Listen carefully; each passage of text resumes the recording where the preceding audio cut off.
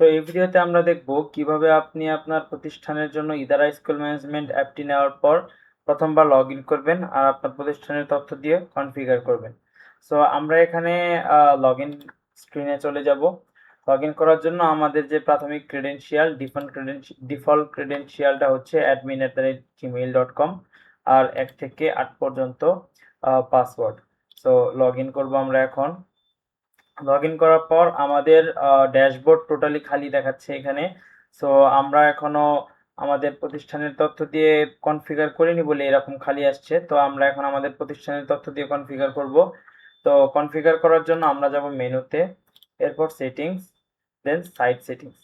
Site সেটিংসে গিয়ে আমরা হচ্ছে আমাদের ইনস্টিটিউশনের নাম দিব। তারপর হচ্ছে ইনস্টিটিউশনের নামটা বাংলায়, প্রথমে ইংলিশ দেন বাংলায়। এরপর হচ্ছে ফুল অ্যাড্রেসটা লিখবো। এরপর আমাদের ইনস্টিটিউটের যে লোগো এটা আর ফ্যাব আইকনটা আমরা আপলোড করব। সো আমরা ফটাফট দিয়ে দিচ্ছি। লেটস সে আমি ইনস্টিটিউটের নাম দিচ্ছি মাই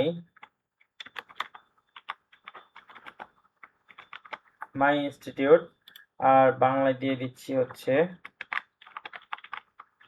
আমার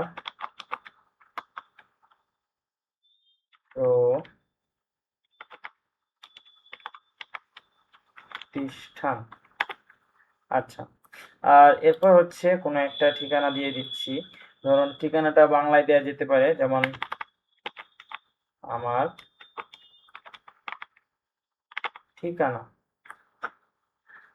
আই থিঙ্ক এখানে আমার প্রতিষ্ঠানের ঠিকানা দিলে ভালো হয়।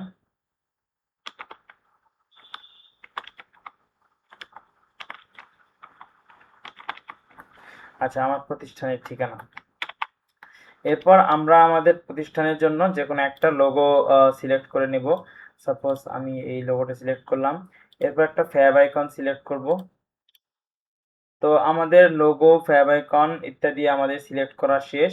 এরপর হচ্ছে আমাদের প্রতিষ্ঠানের কন্ট্যাক্ট ইনফরমেশনগুলো আমরা দিব। তো তার আগে আমরা এই পেজের ইনফরমেশনগুলো সেভ করে নিচ্ছি। সেভ হয়ে গেলে আমরা আমাদের কন্ট্যাক্ট ইনফরমেশনের দিকে চলে যাব।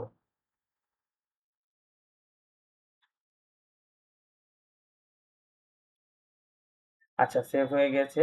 এরপর কন্ট্যাক্ট ইনফরমেশনে গিয়ে আমরা হচ্ছে আমাদের প্রতিষ্ঠানের নাম্বারটা লিখে দিব। এখানে একাধিক নাম্বার হলে আমরা এক্সাম্পল হিসেবে দেখতে পাচ্ছি কমা দিয়ে দিয়ে একাধিক নাম্বার আমরা অ্যাড করতে পারি। সো আমরা এখানে আপাতত একটি নাম্বার অ্যাড করব।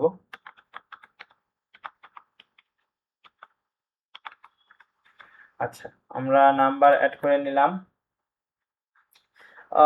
মনে রাখা ভালো, আমাদের এইখানে যে নাম্বার, তারপর হচ্ছে ইনস্টিটিউটের নাম ইত্যাদি আমরা যা কিছুই আমরা এখানে দিই না কেন, প্রত্যেকটা জিনিস আমাদের আগামীতে প্রত্যেকটা স্থানে আমাদের ব্যবহার হবে। হতে পারে সেটা হচ্ছে বেতনের রসিদ বা বিভিন্ন ধরনের রসিদ, প্রিন্টের সময়, বা আমার যে সমস্ত অফিসিয়াল কাজকর্মের কাগজপত্র থাকবে সেটা হচ্ছে হেডিং হিসাবে ব্যবহার হবে। তো আমাদের এই ছিল হচ্ছে আমাদের ইনস্টিটিউটের যে প্রাথমিক কনফিগারেশন সেটা। আজকের ভিডিওতে এই পর্যন্ত। নেক্সট ভিডিওতে আমরা নিয়ে আসছি অন্য কিছু।